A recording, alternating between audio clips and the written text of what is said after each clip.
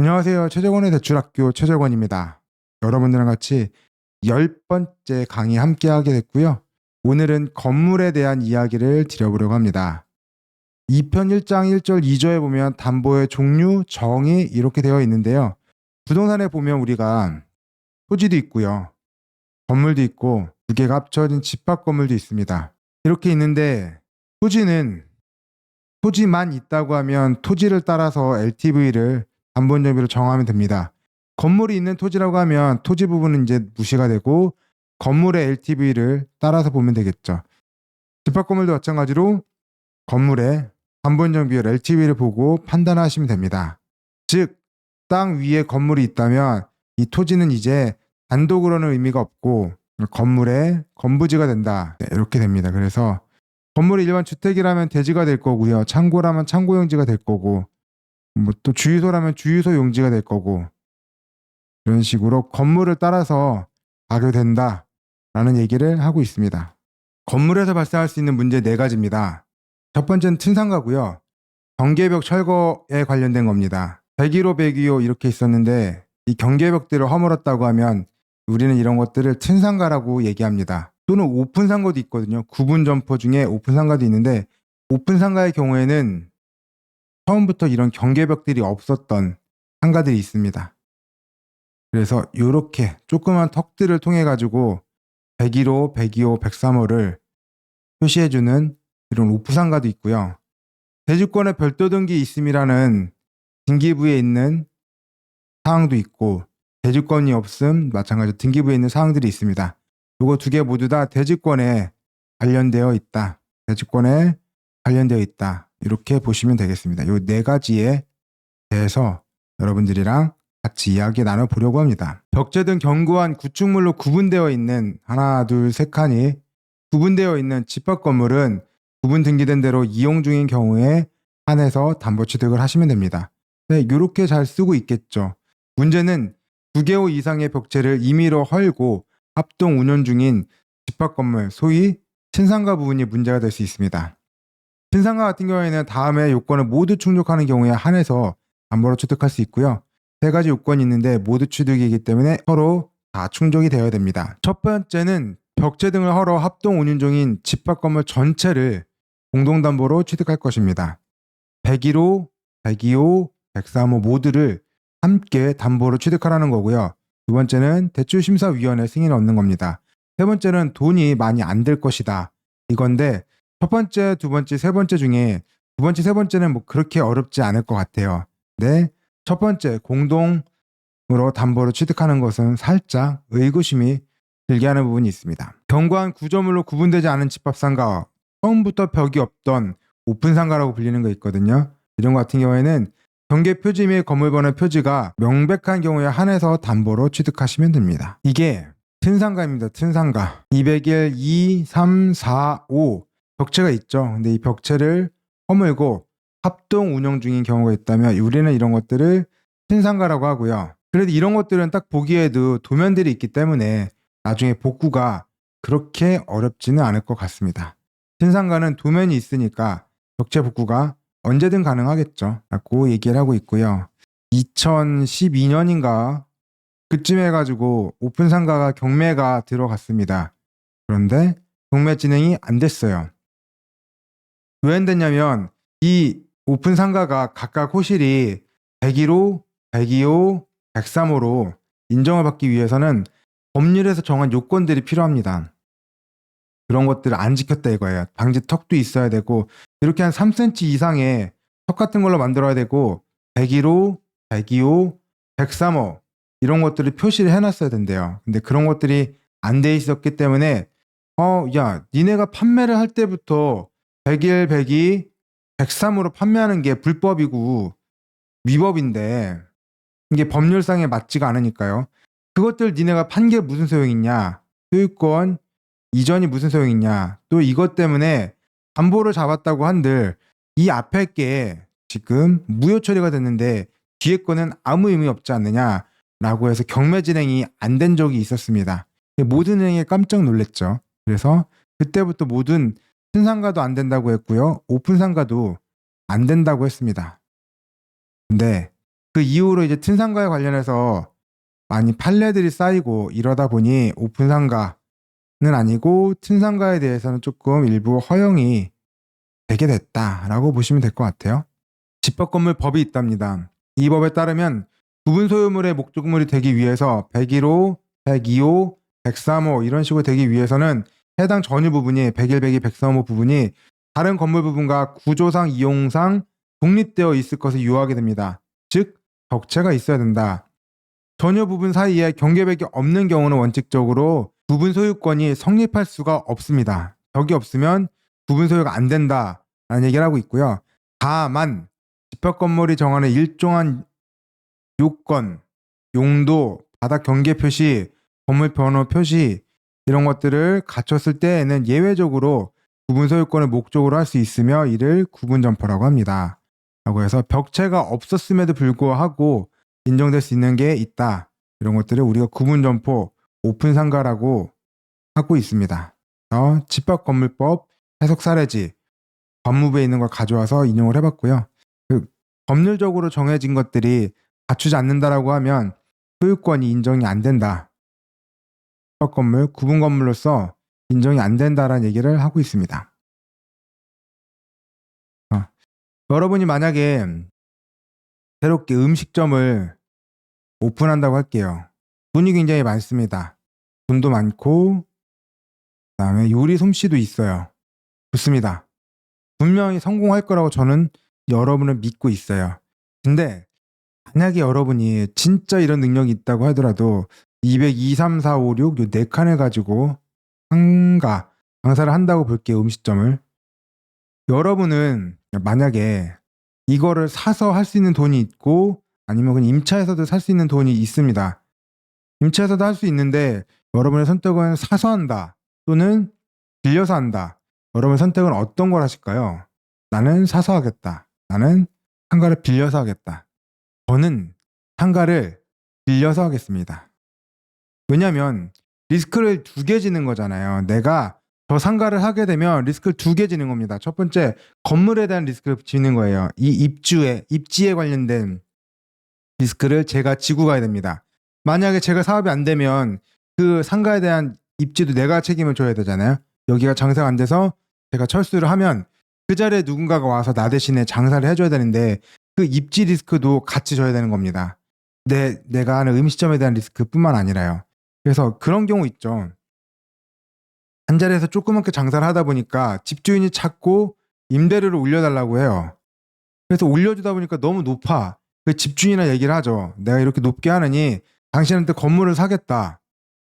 이렇게 얘기하면 그러면 집주인도 괜찮죠. 건물주도 꽤 괜찮습니다. 왜? 왜냐면 임대료 언제까지 올릴 거예요. 이 사람이 기분 나빠가지고 본인의 음식점을 가지고 이사를 가게 되면 그럼 나는 쫄딱하고 망해버리는 거잖아요. 그럴 바에는 적당히 올라갔을 때 이 세입자한테 매각을 하는 것도 꽤 괜찮은 선택이 될 수 있다 이거죠. 괜히 이 사람이 나가버리면 안 되니까. 서로가 윈윈할 수 있는 그렇게 되는데 이럴 때는 괜찮습니다. 내가 나만의 브랜드 음식점으로 내가 계속해서 이 건물을 살릴 수 있다라고 하면 내가 이 건물을 사도 되죠. 입지에 대한 리스크를 안 져도 되니까. 그렇긴 되지만 내가 새롭게 하는 곳이라면 내가 이 건물에 대한 입지 리스크도 지고 내 음식점에 대한 사업에 대한 리스크도 지고 하기에는 좀 부담스러울 수 있을 것 같습니다. 저는 임차해서 할 거예요. 그런 부분 때문에 빌려서 했다 이거죠. 임차로 해서 했습니다. 근데 여기가 분양된 상가다 보니까 202, 203호는 A라는 사람한테 빌려서 했고요. 204호는 B, 205호는 C에게 빌렸습니다. 제가 만약에 B라는 사람이라고 볼게요. 저는 B라는 사람입니다. 여기만 가지고 있어. 근데 이걸 가지고 대출을 받으려고 하면 담보대출이 될까요? B가 204호가 대출을 받기 위해서는 201, 202호, 202, 203호가 담보 제공을 해줘야 되고 205호도 담보 제공이 들어와야 됩니다. 과연 A라는 사람과 C라는 사람이 담보 제공을 해줄까요? 내 거라면 괜찮겠지만 다 내 게 아니라면 이거 쉽지는 않겠죠. 그래서 이런 튼상가 같은 경우에도 안 되는 건 아니지만 생각보다는 쉽지는 않다라는 얘기를 하고 있습니다. 왜냐하면 건물 전체를 공동담보로 취득을 해야 되기 때문에 그래요. 이게 쉽지가 않다라는 얘기를 하고 있습니다. 첫 번째, 두 번째 얘기는 드려봤고요. 세 번째, 네 번째인 대지권에 관련된 이야기를 드려보겠습니다. 제가 대지권 부분은 등기부에 관련해서 얘기 드릴 때 설명을 좀 드려봤어요. 건물에 토지에 대한 내용을 갖다가 붙여놓은 형태다라고 말씀을 드려봤고요.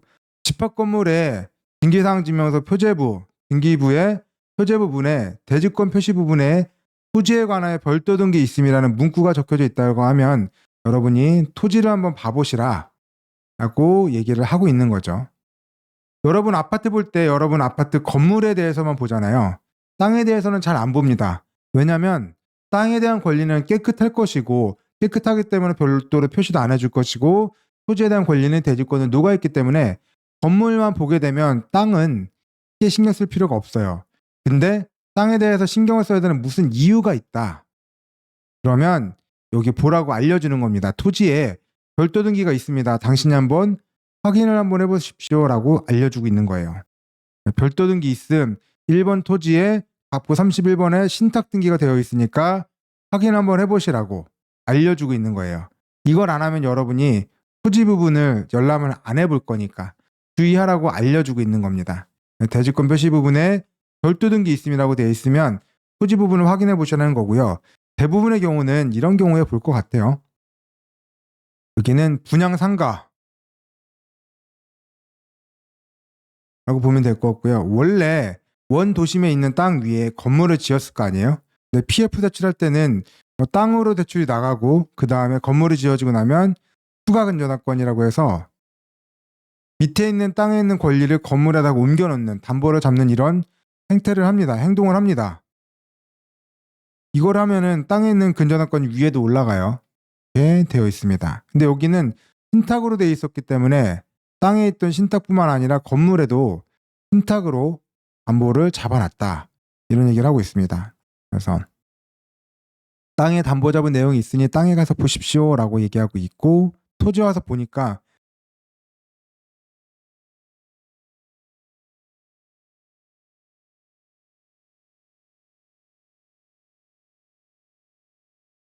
(31번에) 소유권 이전하고 신탁으로 무궁화 신탁이 되어 있습니다.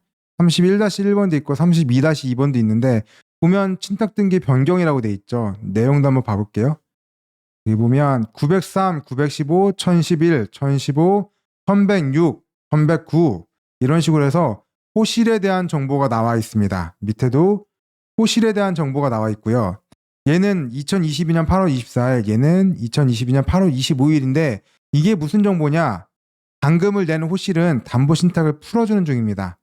내가 전체 땅에 대해서 담보를 다 잡고 있었는데 잔금을 내는 호실은 조금씩 자기의 대지권 지분에 맞춰 담보를 풀어주고 있는 중이에요. 그래서 등기부로 앞으로 넘어가 보면 여기는 돈을 낸 잔금을 낸 호실이기 때문에 별도 등기 있음이 말소가 된 거죠.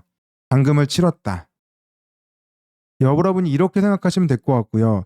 어려운 건 없습니다. 여러분이 할 때 가끔 분양상가 할 때 보게는 되는데 어려운 건 없어요. 대신 여러분이 짚어만 주시면 됩니다. 뭐라고 짚어주실 거냐면 이거 보면 토지에 별도 등기가 있는데 담보 풀어주는 거 맞냐? 당신이 우리가 잔금을 내게 되면 당일 날짜로 담보 풀어주는 게 맞냐? 이런 얘기들을 물어보시면 돼요. 만약에 그쪽에서 이런 얘기를 할 때가 있습니다. 여기도 법인 인감이 나와야 되거든요. 법인 인감이 말소를 위해서 나와야지 됩니다.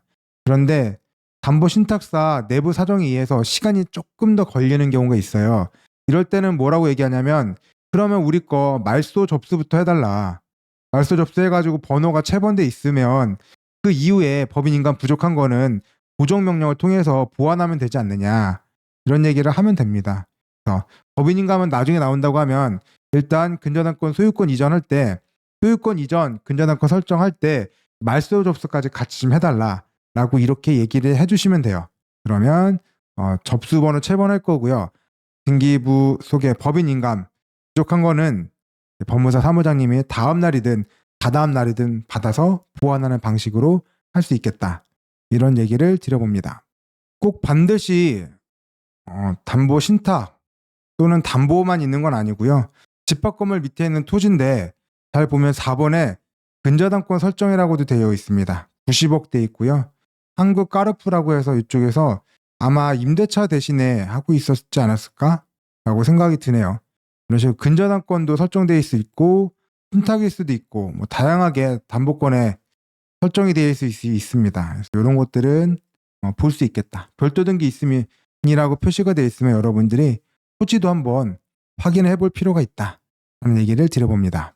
대주권에 관련된 다음 내용이고요. 수분양자 누구냐면 우리 그냥 분양받은 사람들이에요. 숫자 빼고 분양자분들이 건축물 전유 부분, 내 건물 부분, 내 아파트에서 내 호실 있잖아요. 401호 이런 내 건물 부분과 대지 부분, 여기 대지 부분 땅에 대해서 대금을 완납했습니다.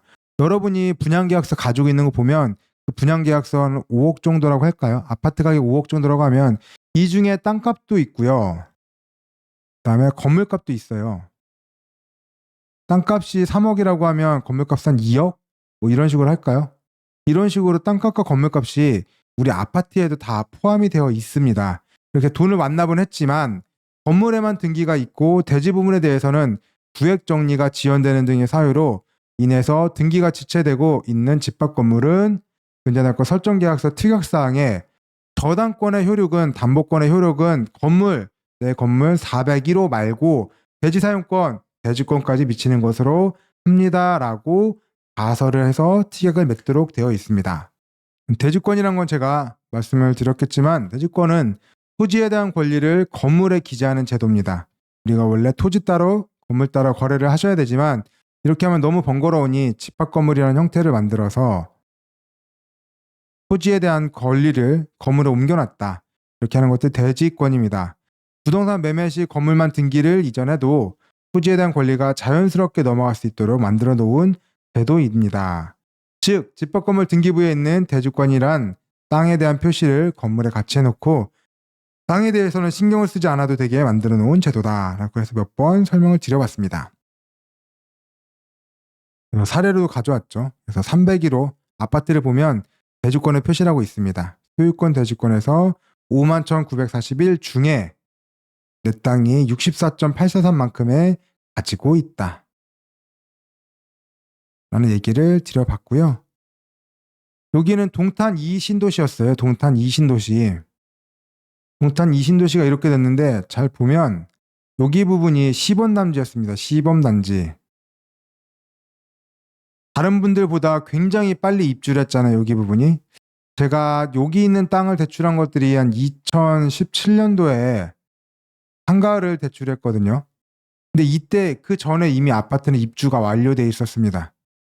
한 1, 2년 전쯤에 그때쯤 해가지고 끝났나 봐요. 그리고 제가 대출을 하고 그 이후에 토지에 대한 등기가 나왔는데 LH에서는 엄청나게 큰 땅을 지금 보고 있잖아요.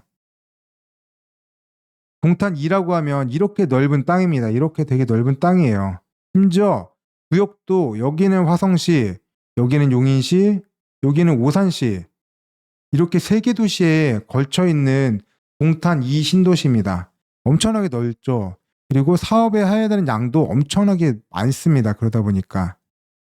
그런데 그 중에 시범단지 여기 하나가 어느 정도 됐다고 해가지고 여기 때문에 등기를 해줄까요? 토지에 대한 등기를.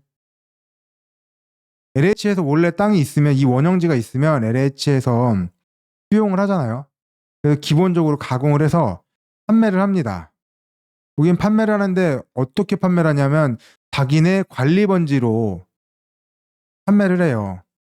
무슨 블럭, 무슨 로트 이렇게 나와 있는 게 있는데 그런 관리 번지로 판매를 하고 나중에 자기네가 LH가 사업이 동탄 2신도시에 대해서 어느 정도 좀 완료가 지었다라고 하면 이제 관리 번지를 이제 토지 번지로 바꿔줍니다. 무슨 동 땡땡 번지 이렇게 나오는 거 있잖아요. 그것들을 이미 아파트가 지어진 다음에 입주를 한 다음에 나중에 바꿔준다고요. 그 전까지는 무슨 동 몇 번지라는 토지에 대한 등기부도 없습니다. 그래서 그 시간 동안에는 블록 번지로 있거든요. 무슨 블록 무슨 롯데라고 있는데 그때까지는 토지 번지가 없기 때문에 대지권도 있을 수가 없습니다. 토지에 대한 번지도 없는데 대주권이 당연히 안 나오죠. 토지 번지는 있어야지 그거에 가지고 대주권을 만드는 거다 보니까 이런 부분들이 있을 수 있습니다. 그래서 대규모 택지 같은 경우에는 내가 원하지 않더라도, 아니 내가 원하더라도 이런 식으로 내 등기 번지가 안 나올 수 있다. 대주권이 없을 수 있다. 그래서 이런 식으로 됐다 그러면 앞에서 말씀드린 것처럼 우리가 특약을 설정을 하고 가셔야 된다라는 얘기를 드려봅니다. 그래서 건물에 대해서 4가지 시기사항을 말씀드렸고요. 첫 번째가 순상가, 두 번째가 오픈상가, 세 번째가 별도 등기 있음, 네 번째가 대주권 없음. 이 4가지라고 이해를 하시고 넘어가시면 좋을 것 같아요. 다음 내용으로 보겠습니다. 다음으로 제가 말씀드릴 내용은 임대차 보호법이에요. 상가나 주택에 대한 임대차 보호법, 임대차에 관련된 내용을 설명드려 보려고 합니다. 임대차 보호법이고요. 이 법은 주거용 건물의 임대차에 관해서 특례를 규정함으로써 국민 주거생활 안정에 보장을 하겠다. 상가는 상가 건물의 임대차에 대해서 민법에 대한 특례를 규정함으로써 국민 경제생활의 안정을 보장하는 목적이다. 모두 다 민법의 특례를 규정한다고 되어 있거든요. 본래 우리 사람과 사람 사이를 대부분 다 관리하는 법은 민법인데 그 중에서도 민법에 우선하는 우선권을 지금 주택임대차 보호법에 부여를 하겠다. 이런 얘기를 하고 있습니다. 그래서 보증금액 중 일정액 보호라고 그래서 보증금액 중 일정액의 범위와 기준은 주택가액의 2분의 1을 넘지 못한다라고 해서 법률적으로 무조건 다 보호를 해주다 보면 채권자 부분은 어쩔 수가 없잖아요. 지금 주택임대차보호법은 임차인을 보호해주는 법인데 임차인의 보호와 같이 상충되는 것들이 채권자의 권리입니다.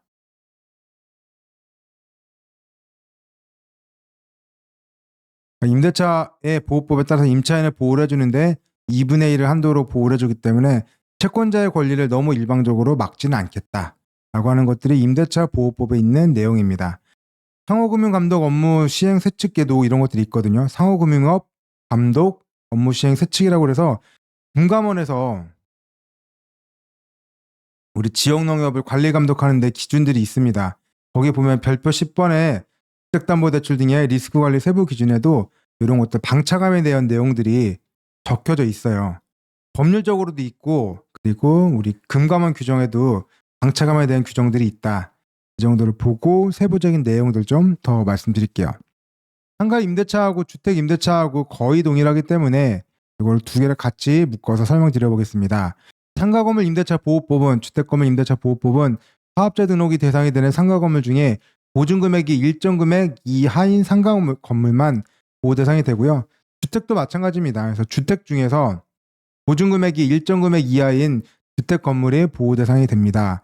그리고 이 2개 모두 민법의 특별법이거든요. 그래서 이 민법에 보다는 이 특별법이 더 빨리 적용되고 우선해서 적용이 된다라고 하는데 그럼 민법에 있는 규정은 뭐냐? 민법에 있는 규정은 가장 대표적인 게 채권자 평등의 원칙입니다. 만약에 A, B, C라는 사람이 있습니다. A도 있고 B도 있고 C도 있는데 이 사람이 각각 1억, 1억, 1억을 전하는 사람한테 D라는 사람한테 빌려줬어요. 각각에. 그럼 제가 3억을 가졌잖아요. 이 돈을 가지고 베트남으로 날랐습니다. 저는 날랐고 남겨진 재산이 집 하나 있었습니다. 2억 정도 되는 거. 이렇게 이따 볼게요. 그러면 A도 B도 C도 기분이 나빠가지고 저를 쫓아와야 되는데 못 쫓았습니다. 그러면 한국에 있는 재산이라도 본인들이 가져가고 싶으실 거 아니에요. 2억짜리 집을 팔아가지고 누구한테 돈을 먼저 줄까요? 레이디 퍼스트라고 해서 A, B라는 여자분들한테 먼저 줄까요? 아니면 그냥 B, C, 내 마음대로 B, C한테 줄까요? 아니면 A, C한테만 줄까요? 발음이 좋으니까? 누구한테 우선권을 줄 수가 없잖아요. 똑같이 1억씩 빌려줬는데 이 사람들은 모두 다 2억이라는 돈을 가졌으면 3분의 1씩 자기 지분만큼 가지고 갈 겁니다. 이게 바로 채권자 평등의 원칙이죠. 특히 신용대출할 때 이렇게 되는 게 맞겠죠. 근데 우리가 일정 금액 이하인 보증금이잖아요. 이 보증금이 크지도 않겠지만 이 금액이 전 재산인 분들이 있단 말이죠. 이분들에 대해서 너도 똑같이 당신들 똑같이 채권자 평등의 원칙으로 2분의 1, 3분의 1, 뭐 10분의 1 이런 식으로 가져가라고 하면 과연 보증금이 적은 이분들이 이게 전 재산인 이분들이 과연 좋아할까요? 나라에 이렇게 당장에 머리띠 두르고서는 시위하지 않겠어요? 그래서 이런 분들한테 우선권을 가져갈 수 있도록 한 것들이 바로 임대차 보호법이다. 그래서 경매에 들어가 보면 배당 순위 보면 1순위가 임금 채권이에요. 아무리 그래도 임금 채권이 1순위입니다. 2순위가 임대차예요. 그 다음에 3순위가 이제 세금 나가는 거고요. 뭐 4순위가 이렇게 요약해서 그냥 말씀드리는 겁니다. 요거보다 조금 더 디테일하게 볼 수 있어요. 근저당권 뭐 이런 식으로 가게 됩니다. 압류가 없을 때요. 뭐 이런 식으로 가게 되거든요. 임대차가 상당히 높은 부분에 위치를 하고 있는 거예요. 다른 것들보다도 꽤 높게. 그리고 맨 마지막에 있는 것들이 6번, 7번 갈까요? 여기가 일반 채권자. 이런 식으로 볼 수 있겠죠. 그런 식으로 꽤 높은 순위를 보장받고 있다더라. 주택임대차보호법, 상가임대차보호법이 꽤나 빨리 받을 수 있는 권리를 주고 있다. 그거 말고도 대학력이라는 권리도 인정을 해주고요. 대학 갱신 요구권도 인정을 해주고요. 뭐 몇 가지 더 얘기들을 더 하고 있습니다. 권리금도 있고요. 상가니까. 이런 얘기들도 있지만 우리가 관심 있는 것들은 우선권이 있다. 그리고 대항력이 있다. 요거 두 개가 우리가 좀 관심 있는 부분이죠. 상가건물 임대차 보호법의 적용 대상은 상가건물 임대차 보호법이 보호하는 임대차 목적물은 사업자 등록이 되는 상가건물이 적용이 되는데 이것들은 모두 다 모든 상가라고 보시면 좋을 것 같아요. 여기 보면 사업자 등록을 할 수 없는 동창회 사무실, 종교단체 사무실, 자선단체 사무실 등과 같이 비영리단체의 건물 임대차에 대해서는 상가건물 임대차 보호법이 적용되지 않는다라고 하는데 우리 규정에서는 이게 법률적으로 맞다고 하더라도 우리 규정에서 이런 내용이 안 적혀 있습니다. 우리가 업무방법서에는 이거보다 훨씬 더 폭넓게 적용을 하고 있는데 우리 실제법이 이렇게 되더라도 이렇게 하나하나 따져가지고 할 거는 아닌 것 같아요. 그래서 여러분들 그냥 마음 편하게 규정에서 상가임대차를 빼라고 했으면 빼버리면 됩니다. 굳이 일부러 머리 아프게 하실 필요는 없을 것 같아요. 서울시 같은 경우는 9억 이하, 부산은 6억 9천, 뭐 다른 동네는 5억 4천, 3억 7천 밑으로 될 때가 기본적으로 보호 대상이 된다는 거고요. 모든 금액에 다 해서 다 된다는 건 아니고 제법 금액들이 있죠. 9억, 6억 9천, 5억 4천, 3억 7천인데 이 정도 금액들 밑으로 내려오셔야지 보호 대상이 되는 겁니다.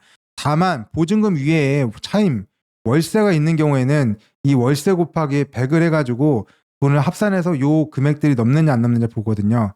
제가 있는 수원은 6억 9천이라는 돈입니다. 6.9억이라고 볼게요. 보증금 5천에 월세 500 정도 할까요? 그러면 월세 곱하기 100 하면 이 돈이 5억입니다. 보증금 5천 더하면 이거는 5억 5천이 되는 거예요. 이런 식으로 계산해 볼 수 있겠죠. 그러니까 어느 정도 규모까지는 다 보호가 되는 게 맞지만 월세가 있을 때 조금 큰 규모들은 보호 대상이 안 된다라고 보시면 돼요. 보호 대상이 안 되는 상가 임대차 금액도 있다. 그래서 생각을 해주시면 되겠습니다. 환산보증금 보면 제가 GG옥션에서 가지고 왔고요. 정보들 보면 환산보증금이 있더라고요. 보증금 2천에 월세 50 곱하기 100 하면 이게 5천이 됩니다. 그래서 2천 더하기 5천 했더니 7천이더라. 마찬가지로 1,000만 원 더하기 월세 20에 100 하면 2천만 원이 돼가지고요. 1,000 더하기 2천에서 환산보증금 3천만 원. 보증금 2천이고 월세 35만 원이라면 곱하기 100 했을 때 3,500만 원. 두 개 더해보면 5,500만 원. 마찬가지로 보증금 2천에 월세 100만 원 하면 얘도 곱하기 100 하면 이건 1억이네요. 2천 더하기 이렇게 해가지고 1억 2천 이렇게 된다더라. 이런 식으로 보호 대상이 되냐 안 되냐 이런 부분들도 우리가 경매에 들어갔을 때 보게 됩니다. 여러분들이. 환산보증금 금액 밑으로 들어온다 그러면 보호 대상이 되는 거고 넘어간다 그러면 보호 대상이 못 되는 경우도 있다라고 여러분이 알고 가셨으면 좋겠습니다. 상가건물 임대차 보호법의 주요 내용이고요. 임대차는 채권이므로 원칙적으로 대항력이 없습니다. 상가건물 임대차 보호법에 적용되는 상가건물 임대차는 그 등기를 하지 않았다고 하더라도 임차인이 상가건물을 인도받았고 사업자 등록을 신청했다면 다음 날부터 제3자에게 대항력을 주장할 수 있다라고 돼 있는데 일단은 대항력이 뭔지부터 봐야 되거든요. 대항력은 이미 유효하게 이루어진 권리관계를 제3자가 인정하지 않을 때 이를 물리칠 수 있는 권리나 능력을 얘기하는데 제가 만약에 임대차를 2024년에 4월 달에 맺었습니다. 근데 그러면 만기가 2026년 4월 달에 만기가 돌아올 거 아니에요? 근데 어느 날 갑자기 집주인이 바뀌었대. 2025년 1월 달에 바뀌었답니다. 그리고 짐 빼라고 하는 거죠. 짐 빼. 이런 식으로 얘기를 하면 과연 나는 어떻게 할 거냐? 짐을 빼야 될 거냐? 아니면 그냥 버텨볼 거냐? 이런 겁니다. 그래서 짐을 빼는 건 내가 지고 돈 받고 나가는 거잖아요. 이런 것도 우리가 대항력이 없다라고 합니다. 아무 말도 못하고 대항도 못 해보고 빠져나왔기 때문에 대항력이 없다라고 하는 거고요. 집을 못 뺀다고 해가지고 싸움박질 한번 할 수 있습니다. 이런 것들은 대항력이 있다라고 보는 거예요. 나는 지금 여태까지 9개월을 살아왔는데 나머지 남은 기간이 1년하고도 3개월이 아니냐. 그렇기 때문에 나는 짐을 못 빼겠다. 나는 이 만기 때까지 충분히 살다 나가겠다. 아니면 보증금을 달라. 보증금 플러스 위자료 부분을 주면 내가 한번 나가보는 것도 고민 한번 해보겠다. 이런 식으로 선택적으로 할 수 있는 것들이 바로 대항력이라고 보시면 되겠습니다. 언제 생기냐면 상가 건물을 인도받고 또는 주택 건물을 인도받고 다른 말로 표현하면 키를 받고 그 집에 들어가는 겁니다. 사업자 등록을 신청했다고 하는데 이거는 주택에 보면 전입신고를 했다면 이 두 가지의 요건을 갖췄다면 늦은 것 기준으로 다음 날부터 제3자에 대해서 대항력을 주장할 수 있습니다. 그래서 만약에 여러분이 이 날짜에 한 날짜에 여러분이 전입신고도 하고 키도 받고 들어갔습니다. 그리고 이 날짜에 담보 설정도 했습니다. 이런 사람들이 있어요. 실제로 이렇게 해서 사기를 치는 사람들이 있는데 이날에 대출도 받고 세입자도 받은 거예요. 그러면 누가 이기냐? 그러면 설정이 이깁니다. 설정은 당일자고요. 전입은 다음 날짜잖아요. 이렇게 사기를 친다 그러면 세입자가 지는 겁니다. 만약에 설정이 다음 날이다. 하루 차이가 있다. 앞에가 전입이고 다음 날짜가 설정이다. 그러면 누가 이기냐면 이때는 전입이 이깁니다. 왜냐? 밤 12시부터거든요. 자정부터 효력 발생이기 때문에 설정이 자정에는 등기소가 문을 안 여니까 설정이 더 빨리 될 수가 없잖아요. 이럴 때는 전입이 먼저 앞서 나가게 됩니다.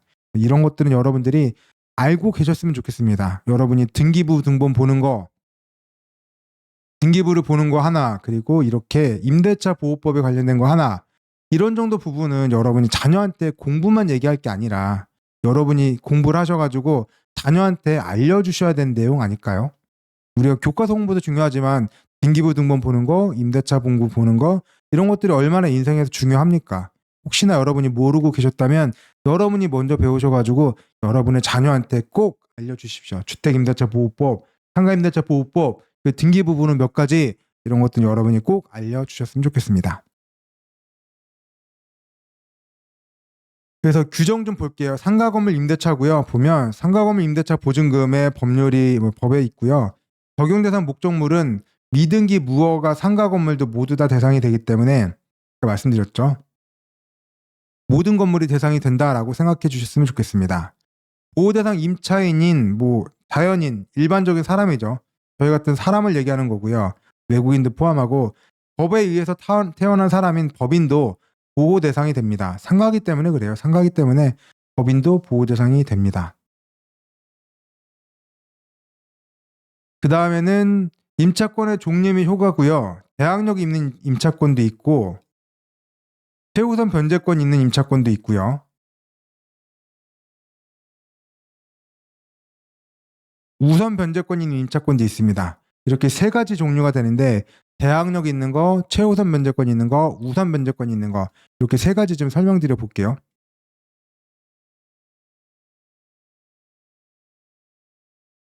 대항력 있는 임차권이라는 건 짐만 안 빼는 겁니다. 짐 안 빼, 짐 못 빼 이 얘기를 하는 거고요. 다음에 요건을 구비하면 매수인에게 대항, 주장을 할 수 있습니다. 첫 번째는 상가 건물의 인도, 상가 임차인이 실제로 상가 건물에 계속해서 생활 또는 거주하고 있어야 된다는 얘기를 하고 있어요. 왜냐하면 보호를 해주려면 그 집에 살던가 그 상가 건물에서 장사를 하고 있어야 되잖아요.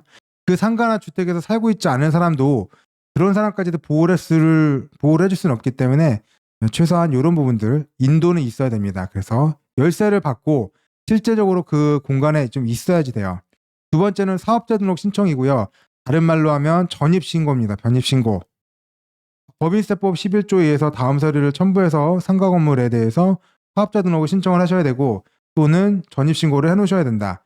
그 집에 살고 있고 전입신고를 하고 있어야지만 보호 대상이 된다. 다른 집에 사는 사람까지, 다른 건물에서 장사하는 사람까지 보호를 해줄 수는 없다. 라는 얘기를 하고 있고요. 세 번째가 제일 중요합니다. 선순위 권리자라고 해서 저당권자, 전세권자가 없을 것. 즉 다른 말로 얘기하면 처음에는 깨끗했다. 이 얘기를 하고 있는 겁니다. 내가 들어갔을 때는 아무것도 없었는데 2018년도에 제가 들어왔다고 볼게요. 2019년도부터 갑자기 집주인이 대출을 받아 그러더니만 이상한 우편물이 날라와 그러더니 2020년도에 경매가 들어갔어. 이렇게 된다고 했을 때 제가 들어갔던 2018년도에는 저당권자도 없고 전세권자도 없고 깨끗했잖아요. 근데 2019년도에 이 사람이 망가지기 시작해서 2020년도에 경매가 들어왔으면 2018년도에 있던 나는 아무 잘못이 없잖아요. 내가 무슨 잘못이 있어요. 난 아무 잘못이 없지. 그렇잖아요. 깨끗할 때 들어갔으니까 아무 잘못이 없습니다. 나는 그러니까 보호를 받을 만한 대상이라는 거예요. 맞죠? 깨끗할 때 들어갔으니까. 나는 그래서 대항력이 있다 이거야. 무슨 소리 하냐. 내 2018년도 들어갈 때 다 봐라. 아무것도 없지 않았냐. 깨끗할 때 들어갔는데 내가 왜 이제 와서 짐을 억지로 빼야 되느냐. 나 짐 뺄 테니까 내 보증금 내놔라. 아니면 나 만기까지 살다가 나가겠다. 그때 내 보증금 내놔라. 뭐 이런 얘기를 하는 거죠. 그게 바로 대항력 있는 임차권입니다. 두 번째는 최우선 변제권 있는 임차권이고요. 얘는 소액입니다. 이거마저도 나라에서 인정을 못 해주고 보호를 못 해주면 진짜 눈물을 흘려야 되는 그런 겁니다. 다른 요건을 구비하면 배당 절차에서 무조건 2200, 1900 상가니까 이렇고요.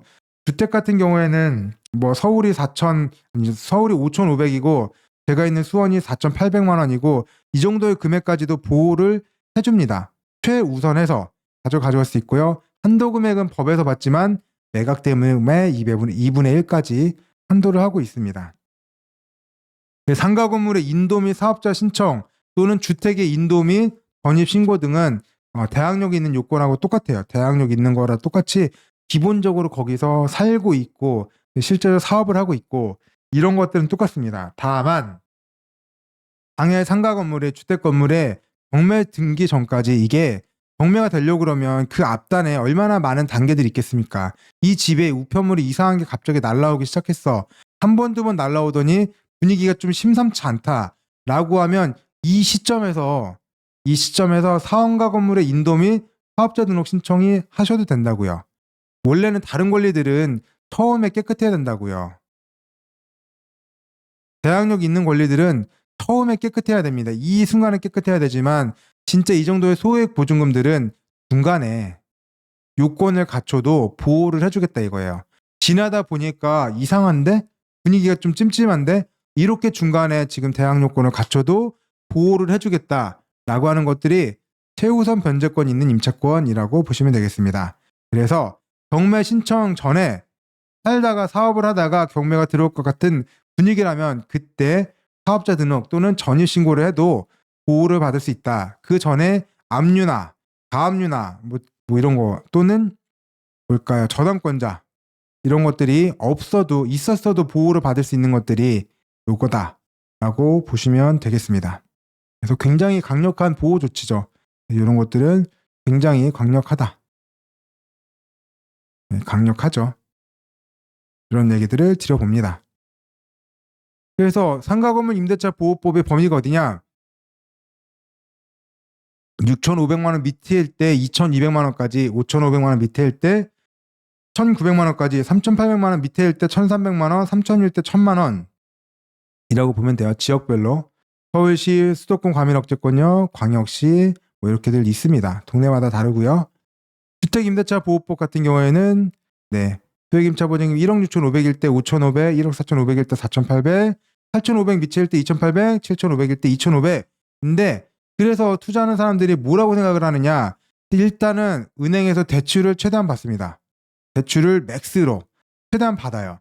그리고 두 번째로는 저희는 수원 지역으로 볼게요. 월세를 놓습니다. 월세를 보증금 4,800만 원에 놓는 거예요. 왜냐하면 이러면 이 사람들은 1억 4,500만 원이 안 되는 보증금에 4,800만 원까지 무조건 보호를 받기 때문에 세입자로서는 손해볼 일이 없어요. 대신 월세를 좀 깎아주는 거지. 월세를 좀 적게 받는 거예요. 대출이 있다 보니까 그걸 감안해가지고 월세를 좀 적게 받아주면 세입자로서는 대출이 있든 말든 무슨 상관이에요. 나는 어차피 경매 들어가서 살다가 그냥 집만 비워주면 되는데 비워주면 되잖아요. 나는 어차피 4,800만 원 법원에서 무조건 1순위로 무조건 보호를 해줄 테니까 나는 손해볼 게 없다. 우편물 몇 번 받고 월세 조금 적게 내다가 경매 들어가서 날라가면 그냥 이사 나가면 되지 뭐. 그때 이사 비용 받고 나가면 되지. 뭘 고민이냐.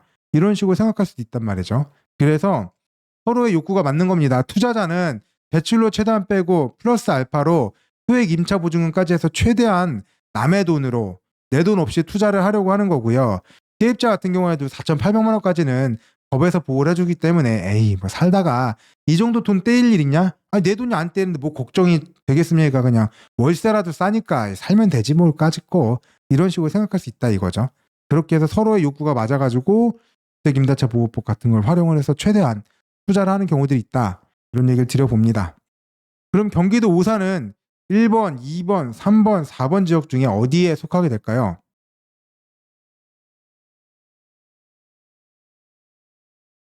우리가 여기서 모르는 단어는 수도권, 과밀억제권역 이 단어는 모르겠고 나머지 동네들은 다 압니다.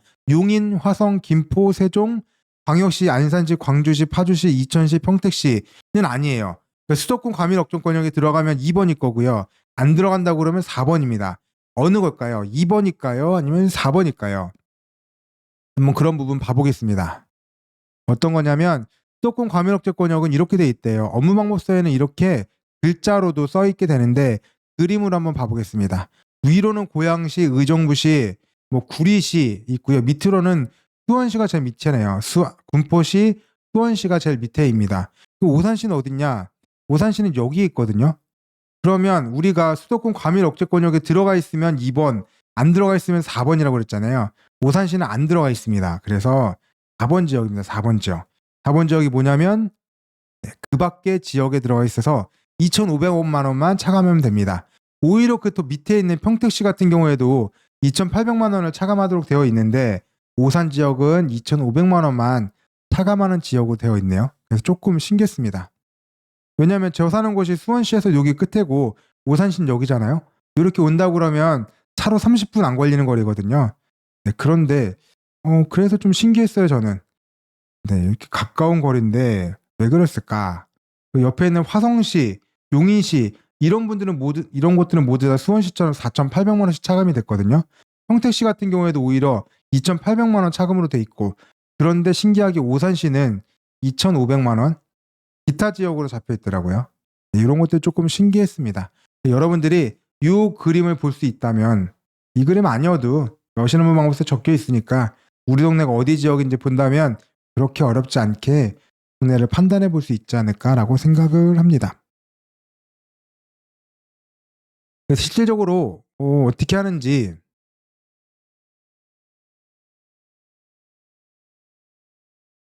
마지막으로는 우선 변제권이 있는 인차권이고요. 우리가 대항력 있는 거 받고 최우선 변제권 있는 거 받고 그 다음에는 그냥 우선 변제권입니다. 나는 대항력도 없고 최우선도 아니면 그러면 내가 보호받을 수 있는 것들은 우선 변제권밖에 없거든요. 제 경험으로 말씀드려볼게요. 2018년도에 임대차를 들어갔습니다. 근데 이미 2003년도쯤에 선순위로 3천만 원 근저당권이 잡혀 있었어요. 그리고 이때 제가 1억 9천 정도의 전세를 들어갔습니다. 근데 당시 시세는 시세가 한 4억 정도 되는 아파트였어요. 그러니까 3천이랑 1억 9천 더해봤자 시세의 절반 정도? 50% 정도밖에 안 되겠다 싶어서 저는 들어갔죠. 근데 나중에 시세도 내려가고 뭐 이런 경험들을 했습니다. 2018년도에 들어왔는데 2019년도에 집주인분이 조금 경제가 어려워졌나 봐요. 그래서 한 5천만 원 정도 추가 대출을 받았다고 가정을 하겠습니다. 그러면 잘 볼게요. 저는 대항력은 일단 없습니다. 왜냐하면 이때 당시에 근저당권이 이미 있었기 때문에 대항력은 깨졌습니다. 그리고 1억 9천 정도 되기 때문에 이것도 최우선 변제권 있는 것도 깨졌어요. 이 정도 금액보다는 컸잖아요. 수원시가 1억 6천 정도인가 했을 때 4,800만 원까지 우선해서 가져갈 수 있는 권리였기 때문에 최우선 변제권도 없습니다. 저한테 남아있는 권리라곤 이 확정일자에 의해서 정해지는 순번으로 우선 배당받을 수 있는 우선 변제권 있는 임차권 밖에 없었어요. 그리고 과연 저는 그래서 이것만 믿었죠. 경매에 들어가면 3천만 원 받고 나 받고 내 밑에 사람 받을 거다. 그래서 나는 4억 정도 지배해서 50% 정도 수준밖에 안 되니까 나는 탈출할 수 있을 거다. 라는 희망을 가지고 살았는데 나중에 집값이 떨어지는 바람에 조금 위험할 뻔했습니다. 그런 얘기를 하는데 일단은 확정일자가 뭘까요? 라는 얘기를 해봐야 될 것 같아요. 확정일자가 뭘까? 확정일자라는 건 민법 부칙 3조에 의해서 공증력을 부여받은 사무소에서 찍혀있는 일자, 일부인입니다. 일부인. 공증력을 부여받은 사무소에서 찍어놓은 일부인이고요. 공정증서에 기입한 일자 또는 공사무소, 동사무소, 우체국 이런 관공서 있잖아요. 관공서에서 사문서의 어느 사항을 증명하고 기입한 날짜, 일부인입니다. 이런 것들을 우리가 확정일자라고 합니다. 그래서 관공서에서 찍어놓은 일부인들은 모두 다 확정일자라고 보시면 돼요. 법원도 되고요. 동사무소도 되고요. 세무서도 되고요. 우체국도 됩니다. 우체국도 되는 이유는 얘가 관공서에서 찍어놓은 날짜기 때문에 그래요. 우체국에서 등기우편 보내고 또 뭐 있죠? 배달증명 같은 거 보내고 이러잖아요. 배달증명, 내용증명 보내고 이러는데 이런 것들 자체가 다 확정일자로 인정을 받을 수가 있습니다. 그래서 제가 볼게요. 2003년도에 근저당권이 있었죠. 2018년도에 세입자는 제가 임대차가 있었죠. 2019년도에 근저당권이 있었죠. 근데 외부로 확인할 수 있는 것들은 2003년도의 근저당권, 2019년도의 근저당권은 등기를 해놨기 때문에 확인이 쉬워요. 2018년도에 있던 임대차는 뭐로 증명할 건데 이런 부분이 남는 겁니다. 뭐로 증명할 건데 네가 나중에 가짜로 만드는 거 아니야? 이런 얘기도 할 수 있잖아요. 그래서 그런 얘기 안 들으려면 그때 당시에 확정일자를 받아놓으면 됩니다. 이런 사문서, 개인이 만들어 놓은 문서에 동사무소 가지고 일부인을 찍어 놓으면 동사무소에서 그 날짜 일부인을 찍어 놓은 거잖아요. 그럼 최소한 그 날짜에 그 서류가 있었다는 건 증명이 되는 겁니다. 그러면 2003년, 2018년, 2019년 날짜로 정해지는 이제 순번에 나도 참여할 수 있는 거예요. 확정일자는 그런 뜻으로 보면 됩니다. 그래서 우리가 조금 더 확정일자 보게 되면 법률상의 확정일자를 꼭 받아야 되는 경우가 있거든요. 몇 가지 경우가 있는데 지명채권 양도할 때도 그렇고 보험 할 때도 질권 설정할 때도 그렇죠. 신탁에서 수익권 양도에 대한 제3자에 대한 요건도 그렇고 채권자의 변경으로 의한 경계에 대한 제3자 요건도 있고 몇 가지가 있어요. 지금같이 상가건물 임대차 이런 법에서도 나와 있고요. 비밀증서 유언하려고 그러면 얘도 확정일자를 받아놓고 하라고 합니다. 근데 중요한 건 뭐다? 확정일자를 왜 받냐면 손님과 분쟁이 있을 것 같으면 그러면 받아놓으면 됩니다. 고민할 필요가 없어요, 여러분. 확정일자 받는데 여러분이 등기소 가서 받아요? 아니잖아요, 우리. 여러분이 가는 거 아니고 솔직하게 얘기해서 법무사 사무장님이 등기소에 가서 받는 거 맞죠? 그러면 여러분이 확정일을 받는 것 때문에 돈이 들어요? 아니면 시간이 들어요? 그렇다고 손님이 안 온다고 그래요? 아니, 손님은 부르면 올 거 아니에요. 대출을 받기 전이니까 고객님 대출을 받으시려면 오셔야지 됩니다 하고 쓰셔야지 됩니다 라고 하면 손님이 안 쓰겠냐고요. 다 쓰지. 그러니까 여러분 돈 안 들죠, 여러분 시간 안 들죠, 손님도 뭐라고 투덜거리지 않죠. 그러면 그냥 손님이랑 분쟁이 있을 것 같으면 그냥 받아놓으시면 됩니다. 이거 갖다 너무 이거를 받을까요 말까요 이런 고민들은 안 하셔도 좋겠다라는 얘기를 한번 드려보겠습니다.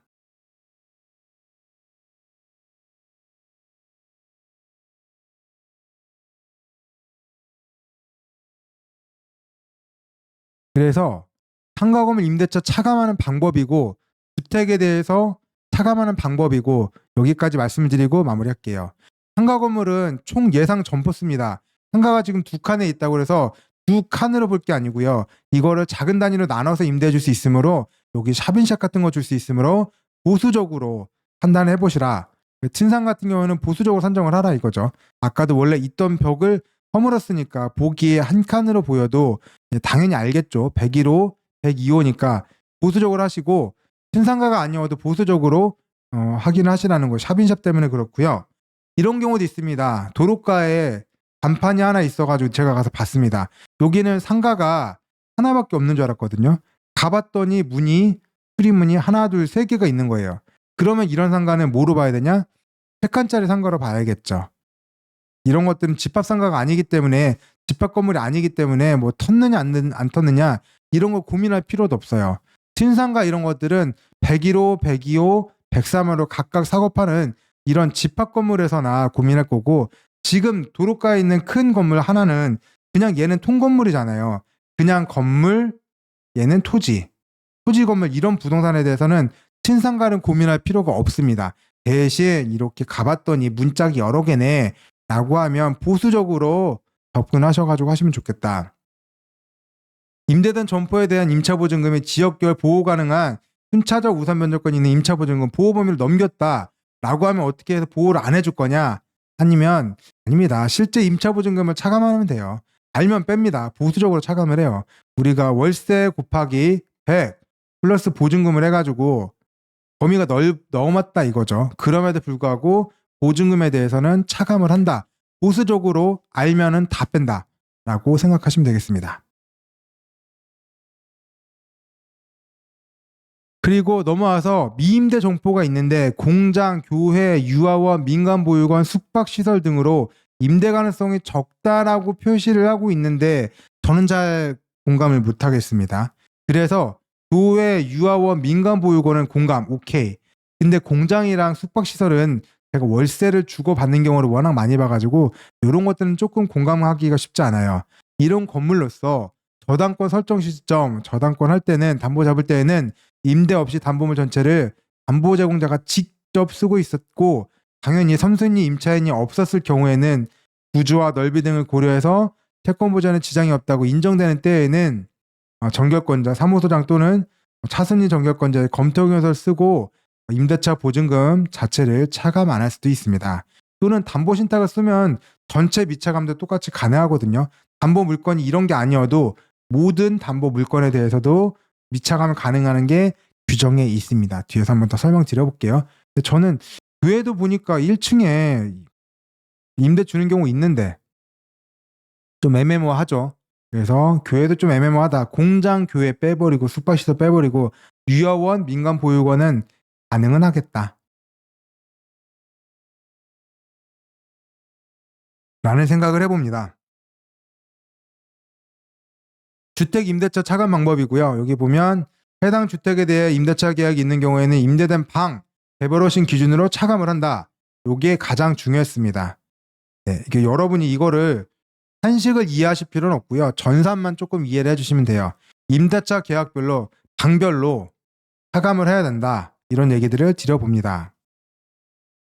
그래서 최근에는 쉐어하우스도 있고 세대 구분형 공동주택, 아파트를 하나 빌려서 방이 3개짜리 아파트가 있잖아요. 이렇게 있으면 이거를 가지고 임대 1, 임대 1, 임대 1 아니죠. 안방에는 2명한테 임대를 주고요. 조그만 방들한테는 한 명 한 명씩 임대를 줘가지고 총 내가 다른 사람한테 집을 빌려서 4명에게 다시 재임대를 주는 쉐어하우스라는 형태도 있고, 아니면 집이 너무 커요. 그래서 출입문이 2개가 돼 있는 이런 경우 있죠. 우리 옛날에 이상민이 살았다는 그 아파트, 이런 거 같은 경우도 있습니다. 그런 식으로 같은 아파트, 한 개의 아파트에서도 방별로 임대차를 주는 경우가 있기 때문에 그런 부분에 대해서 규정으로 만들어 놨다라고 보시면 되겠습니다.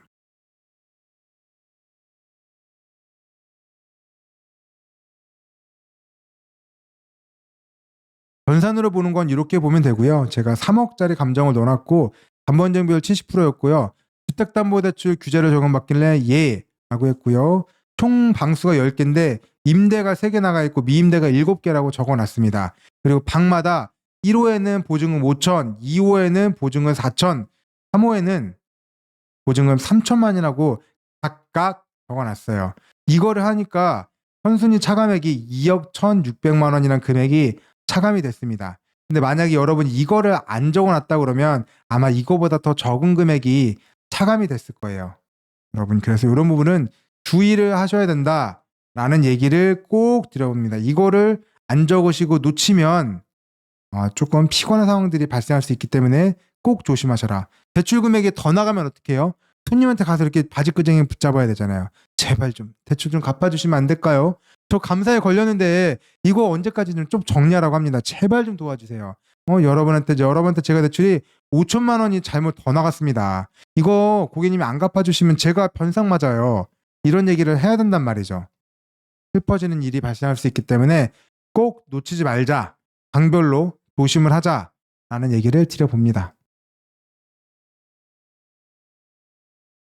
네, 그래서 꼭 조심하자. 꼭꼭꼭. 원룸 같은 경우에는 대출 가능 금액이 적게 나오는 게 맞아요. 15억짜리 감정이더라도 대출 가능 금액이 3억 원 밑으로 나오는 경우를 제가 많이 경험해 봤거든요. 생각보단 대출 가능 금액이 적게 나오는 게 맞고요. 이상하게 좀 많이 나오는 것 같은데 라고 하면 여러분 주변에 잘하는 분들이랑 대출 잘하는 분이랑 꼭 전산 상담을 한번 해보고 하시기를 추천을 드립니다. 그분이 맞다고 하면 하시면 돼요. 그분이 틀리다고 하면 여러분은 안 하시는 게 좋겠죠.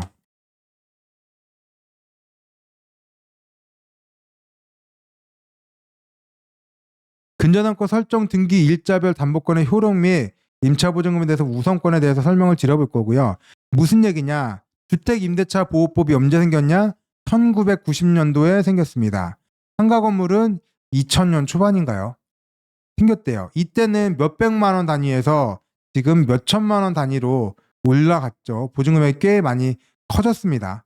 그럼 이 커진 금액에 대해서 언제 기준으로 보호를 해줄 거냐 이런 거죠. 90 몇 년도에 또 대출이 나갔을 것이고 2000년대, 2010년대, 2020년대, 1990년대, 2000년대, 2010년대, 2020년대 이렇게 대출이 나갔다고 하면 어떻게 보호를 해줄 거냐라는 걸 얘기하고 있습니다. 대출 실행 시점하고는 무관을 하고요. 근저당권이 1990년대냐, 2000년대냐, 2010년대냐, 2020년대냐 이것만 봅니다. 대출이 요때 나가도 되고 요때 나가도 되고 이 설정을 가지고 2010년도에 나가도 되고 2000년대 설정을 가지고 2020년도에 나가도 됩니다.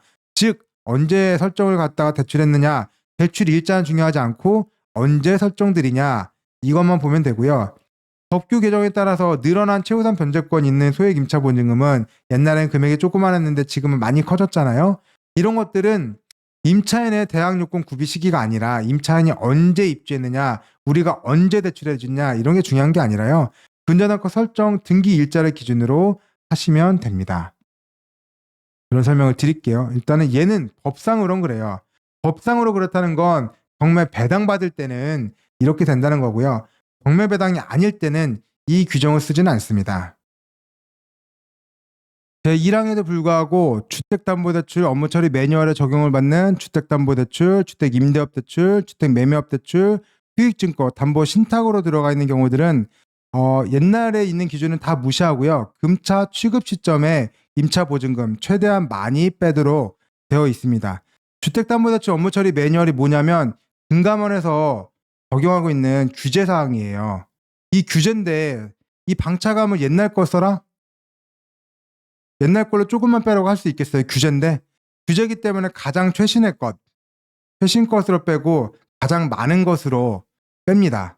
대출을 나갈 때는 규제를 적용받기 때문에 방차감을 많이 해야 되지만 하지만 경매에 들어갔다. 이러면 법 기준으로 봐야 될 거 아니에요. 법 기준으로 해서 옛날 것 기준으로 해서 조금만 보호를 받게 됩니다. 이런 차이가 있는 거예요. 우리가 대출을 나가는 건 금감원의 규제 사항인 거고 경매에 들어가서 배당을 받는 건 법에 관련된 사항이기 때문에 두 개가 조금 단절되어 있다라고 생각하시면 되겠습니다. 저는 이런 얘기 드리고 싶은데요. 주택 임대차 차감해서 임대되지 않은 방에 대한 소액 임차 보증금이 공동주택, 아파트, 빌라, 주거용 오피스텔일 때는 방이 미임된 방이 뭐 여러 개가 있어도 하나만 차감하시면 돼요. 근데 건물이 단독주택이다. 단독, 다가구, 다중, 원룸 같은 거 아니면 조그맣게 세를 줄 수 있는 단독주택이라고 하면 방이 3개 밑에 있는 경우다. 임대되지 않은 방이 3개 밑에다. 주인 세대가 다 쓰는 거 포함해요. 주인 세대 포함해가지고 3개 이하인 경우에는 1개만 차감하고요. 4개 이상인 경우에는 2개 이상 차감을 합니다. 금액이 소액일 때는. 근데 금액이 크다. 3억 이상 감정이 나왔다 그러면 실제 임대되지 않은 방수 모두를 차감하도록 좀 규제가 되어 있습니다. 이런 것들도 한번 확인해 보시고, 아파트 같은 경우에 그냥 방이 몇 개가 비어 있든 한 개만 차감하면 됩니다. 그래서 집에 방이 3개이면 다 집주인이 쓰고 있다. 그럼 다 미임되잖아요. 내가 쓰고 있으니까. 그럴 때는 그냥 한 개만 차감하면 되는데, 단독주택일 경우에 방이 4개입니다. 그래서 3칸은 주인 세대가 써요. 근데 한 칸은 임대를 줬다 이거예요. 그러면 3칸은 미임되기 때문에 여기에 됩니다. 1개 이상. 금액이 소액일 때는 방을 1개 이상만 차감하면 되는데, 감정평가 금액이 높다, 금액이 소액이 아니다 라고 하면 실제 임대되지 않은 방수 3칸을 모두 차감하도록 되어 있습니다. 그래서 이런 것들이 금액에 따라서 단독주택 같은 경우에는 방차감이 조금만 될 수도 있고 많이 될 수도 있고 이런 경우가 있으니까 가끔은 자체 감정이 더 유리할 때도 있겠더라. 그런 얘기 드려보고 방에 대한 얘기만 드려보고 끝내겠습니다. 근무하다 보니까 원룸이란 얘기도 들어봤고요. 1.5룸도 들어봤고요. 그리고 투룸이란 얘기도 들어봤습니다. 저는 그때는 원룸, 투룸은 크게 고민이 없었는데 1.5룸에 대해서는 참 고민이 되더라고요. 이게 무슨 얘기야? 라고 생각을 했는데 이제는 알겠습니다. 뭐였냐면 원룸은 들어가서 그냥 방 겸 거실 하나밖에 없는 거예요. 이런 것들은 보통 7평, 8평 정도 될 것 같아요. 이 정도 되는 공간은 들어오자마자 방만 하나 있는 원룸이고요. 그리고 한 10평 내외 플러스 마이너스 보는 데들은 1.5룸이라고 합니다. 들어와서 방도 있고 거실도 있는 거예요. 너무 조그마한 공간이잖아요. 이 정도에서 배평 차이는 엄청나게 크게 느껴지거든요. 그래서 들어왔더니 내가 거실도 있고 방도 있어. 이렇게 하는 것들을 우리는 1.5룸이라고 합니다. 그리고 실제로 방이 2개가 있다. 방 2개 있다라고 하면 얘는 투룸이라고 보면 됩니다. 이게 아마 13평 정도 될까요? 정도 될 거고요. 그 다음에는 우리가 15평, 17평, 21평, 25평, 29평, 30평, 33평 평형으로 얘기하잖아요. 왜냐하면 이때부터는 방이 몇 개인지가 그렇게 중요하지 않아요. 이렇게 조그만 데가 아니기 때문에 평형으로 얘기합니다. 그 이상 되는 것들은. 보통은 원투룸 이렇게 따지지 않고 그냥 방 이렇게 보면 되고요. 이런 데들은 보통 베이라고 얘기를 하죠. 3베이냐, 2베이냐, 뭐 3베이냐, 아니면 4베이냐 이런 거죠. 뭐 창문 기준으로 해서 이렇게 몇 칸을 되느냐. 4베이면은 조그만 방 하나, 여기 창문 하나, 거실 창문 하나, 안방 창문 하나, 하나, 둘, 셋, 넷. 창문이 이렇게 4개가 달려있는 것들을 4베이. 아니면 3베이면 하나, 둘, 셋. 뒤에 쪽에 이렇게 방이 하나 더 반대쪽에 창문 있는 거. 하나, 둘, 셋. 이렇게 되면 3베이. 뭐 2개면 2베이. 뭐 이런 식으로 되겠죠. 이런 식으로 해서 2베이, 3베이, 4베이 뭐 이런 식으로 되나 봐요. 여기까지쯤 해서 말씀을 좀 드려봤고요. 이번에는 건물에 대해서 말씀드려봤죠. 건물의 원칙에 대해서 설명드려봤고, 그래서 우리가 봤던 거 2가지가 처음엔 튼상가고 두 번째는 오픈상가였죠. 그리고 대지권에 대한 것도 2개 봤습니다. 대지권이 뭐였냐면 별도 등기 있는 거 봤고요. 4번째로는 대지권 자체가 없는 것들에 대해서 건물에 대해서는 얘기를 좀 봤고요. 그 다음에는 임대차 보호법에 대해서 봤습니다. 보호법에 대해서 봤고요. 마지막으로 이제 방차감에 대해서, 상가 차감에 대해서 얘기를 드려보고 이번 시간을 마무리 지어보도록 하겠습니다. 들으시느라고 정말 고생 많이 하셨고 다음 강의에서 다시 또 뵙겠습니다. 고생 많으셨습니다. 감사합니다.